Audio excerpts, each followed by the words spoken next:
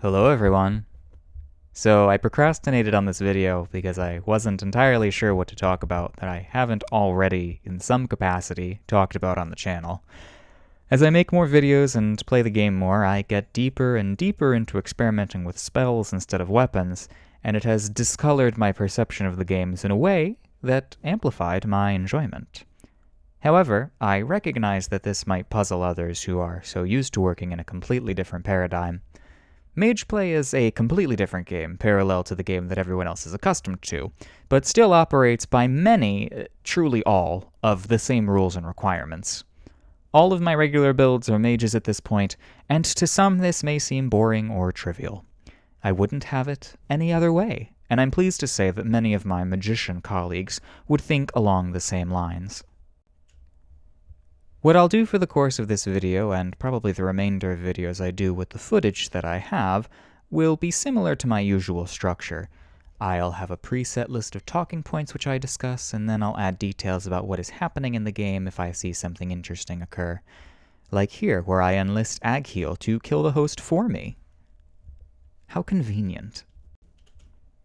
My main focus will be to look backwards at previous games in an attempt to understand and anticipate some of the design choices for Elden Ring PvP, using what experience I have from the network test sessions, all of which I attended.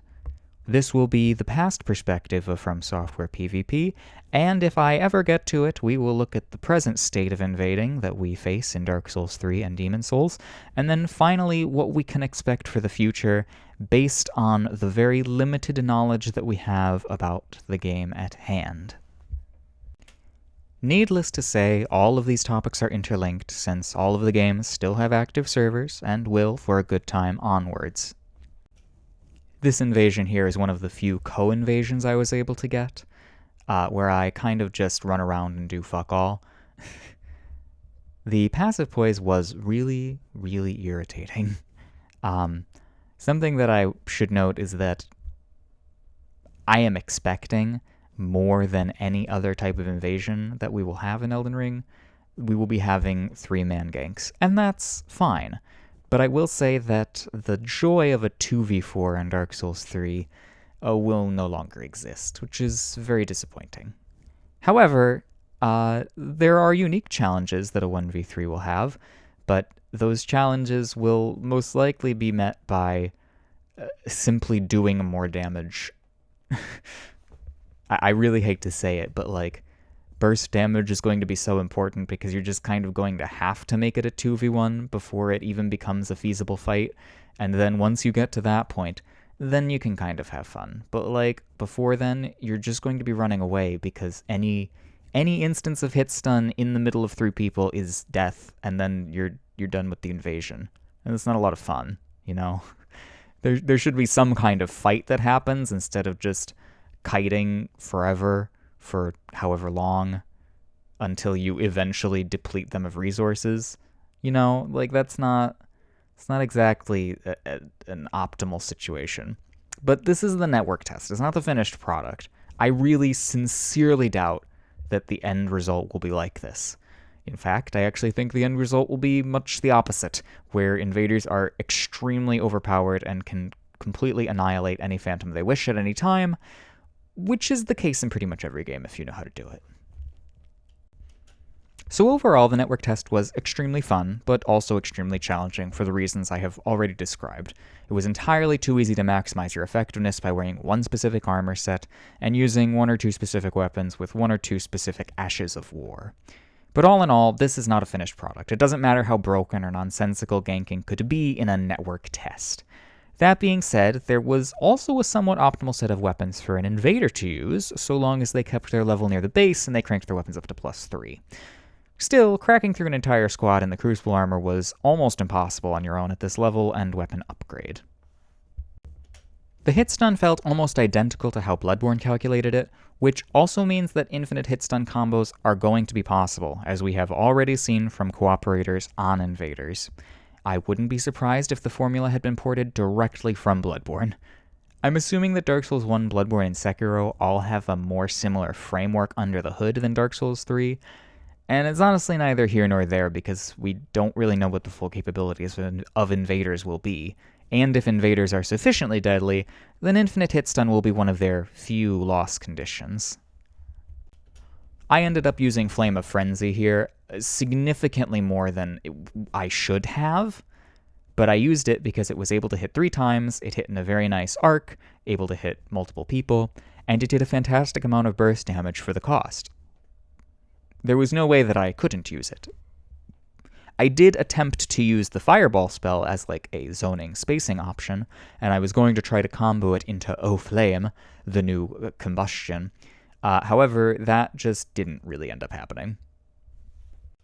The reason being that the Fireball was awful. It was terrible. It had a small hitbox, it was very slow to cast, it didn't last very long, it didn't do very much damage. Just overall a very, very pitiful Fireball. I hope it is the worst Fireball that you have access to in the game, and I really hope there's like a really big, nice, great Chaos Fire Orb, or like a Demon's Souls-esque Fireball that we can use, because that would be something that would be much more helpful. The rolls felt like Demon's Souls Remastered rolls, which were slightly shorter than the original Demon's Souls, but still not quite as long as Dark Souls 3, if that makes any sense.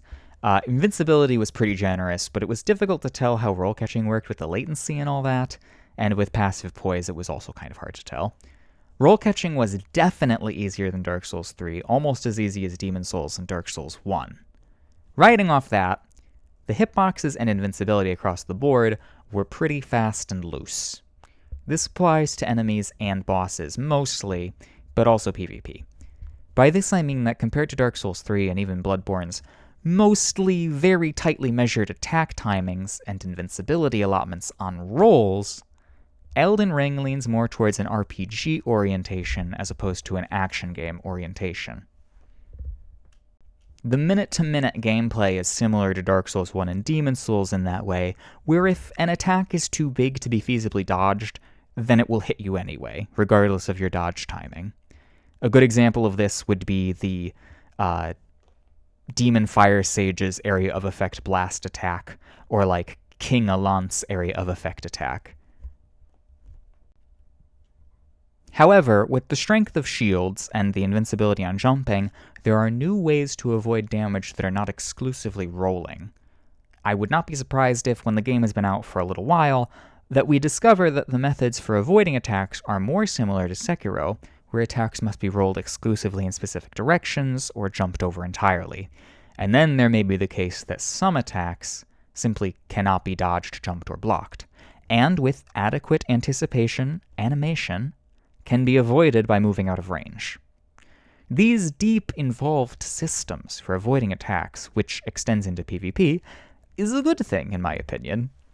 Dark Souls 3 is no more, and hopefully we will never have to deal with the infinitely rolling host ever again.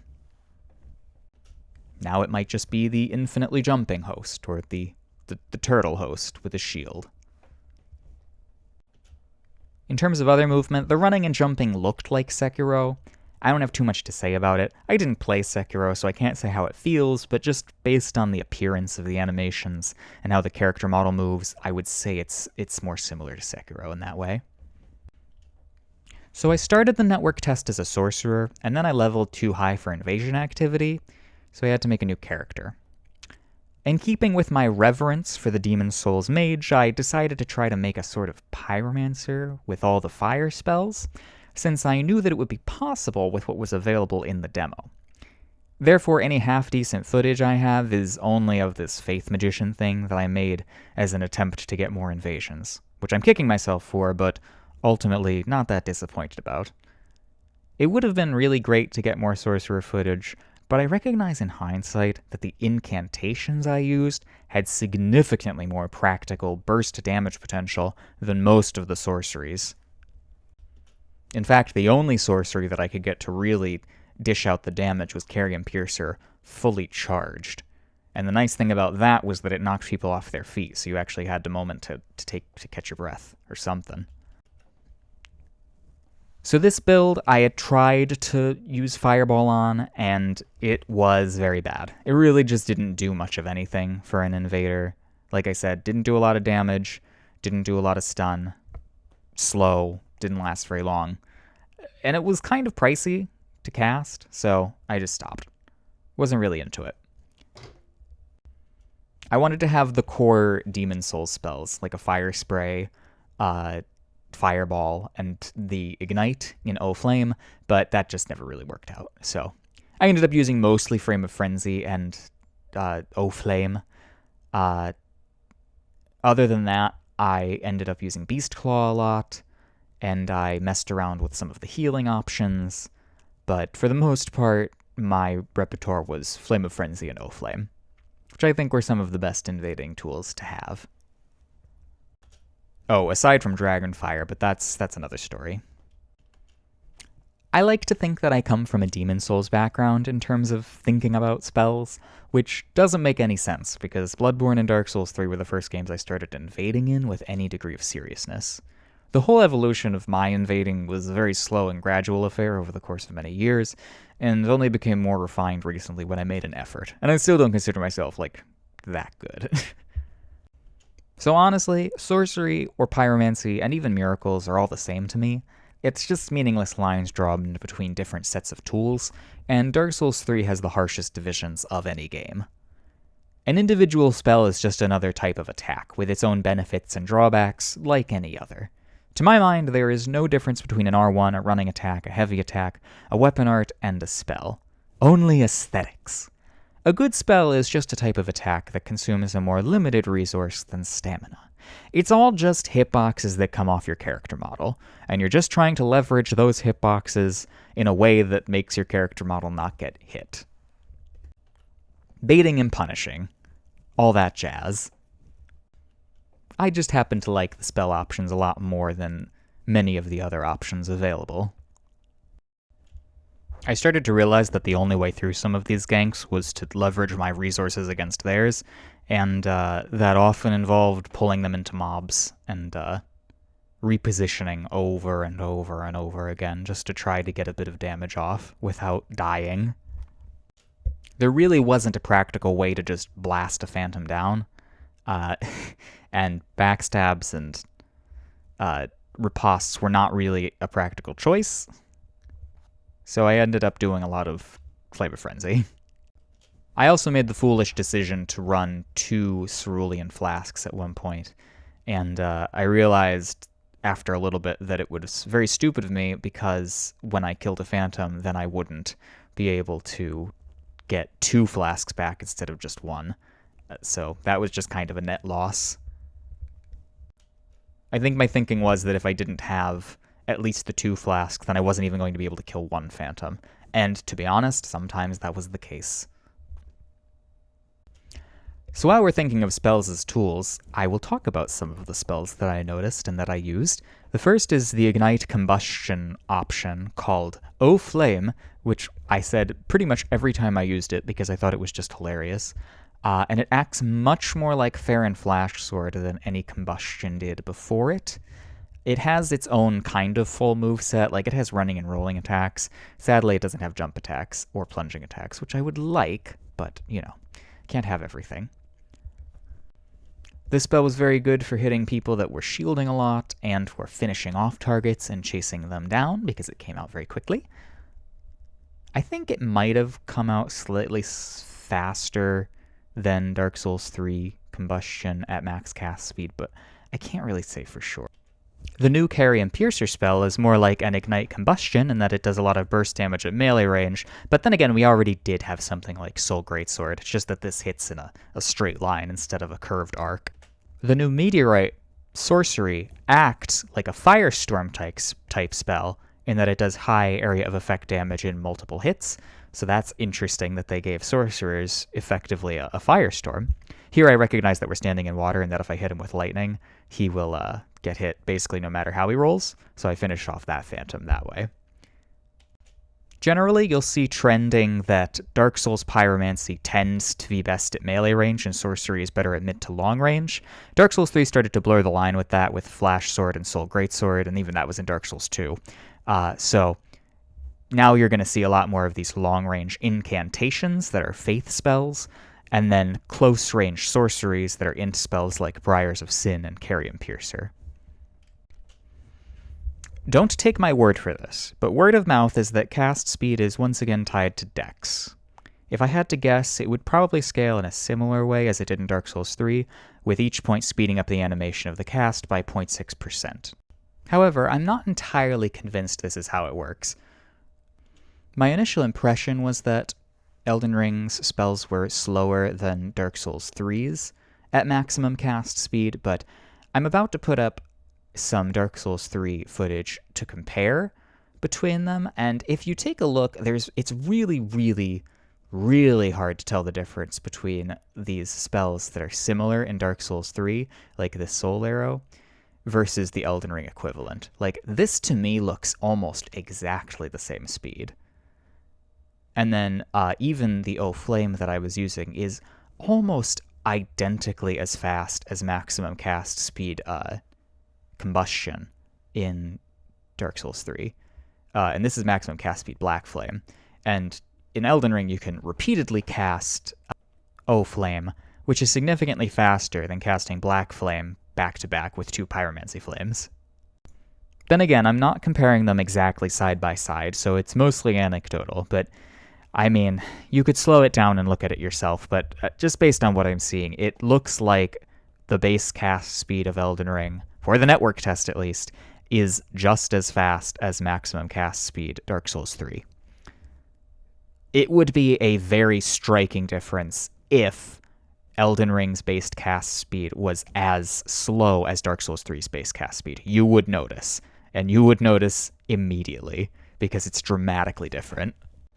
From 10 dex to 50 dex, you gain 30%, a 30% faster animation, which is insane, and very visually obvious.